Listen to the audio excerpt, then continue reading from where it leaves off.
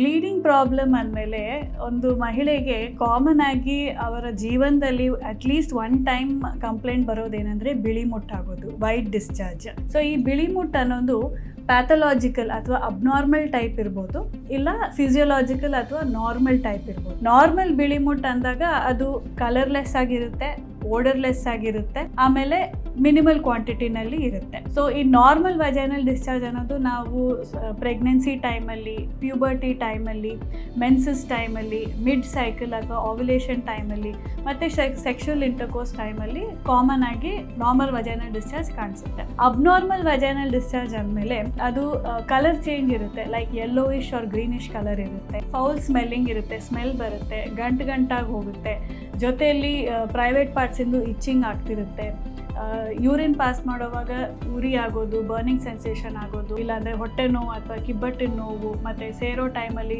Pain ಆಗೋದು, ಈ ಥರ ಕಂಪ್ಲೇಂಟ್ಸ್ ಎಲ್ಲ ಇದ್ದಾಗ ಅದು ಅಬ್ನಾರ್ಮಲ್ ವಜೈನಲ್ ಡಿಸ್ಚಾರ್ಜ್ ಅಂತೀವಿ. ಅದಕ್ಕೆ ಕಾರಣ ಆಗ್ಬೋದು ಏನಾದರೂ ವಜೈನಲ್ ಇನ್ಫೆಕ್ಷನ್ ಆಗ್ಬೋದು, ಇಲ್ಲ ಗರ್ಭಕಂಠದ ಇನ್ಫೆಕ್ಷನ್, ಸರ್ವೈಕಲ್ ಇನ್ಫೆಕ್ಷನ್ ಆಗಿರ್ಬೋದು, ಇಲ್ಲ ಗರ್ಭಕಂಠದ ಏನಾದರೂ ಗಡ್ಡೆ ಆಗಿರ್ಬೋದು. ಸೊ ಈ ರೀತಿ ನೀವೇನಾದರೂ ಅಬ್ನಾರ್ಮಲ್ ಆಗಿ ವಜೈನಲ್ ಡಿಸ್ಚಾರ್ಜ್ ಎಕ್ಸ್ಪೀರಿಯನ್ಸ್ ಮಾಡ್ತಿದ್ರೆ ಗೈನಕಾಲಜಿಸ್ಟ್ ಹತ್ರ ಹೋಗಿ ಪ್ಲೀಸ್ ಕನ್ಸಲ್ಟ್ ಮಾಡಿ.